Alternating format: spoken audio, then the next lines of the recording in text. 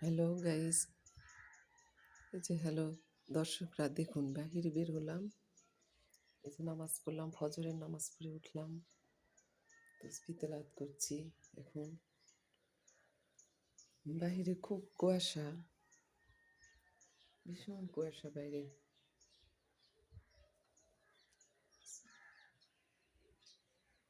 এরকম সকালবেলা উঠে আমরা কত কাজ করি, সন্তানরা সবাই ঘুমিয়ে থাকে, তোমরাও সবাই সকাল সকাল উঠবে।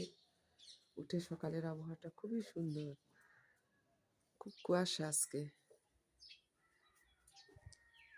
এই কুয়াশার মধ্যে উঠে উজু করলাম, নামাজ পড়লাম, এখন তসবিহ তেলাওয়াত করছি আর সকালে বারান্দায় দাঁড়িয়ে আছি।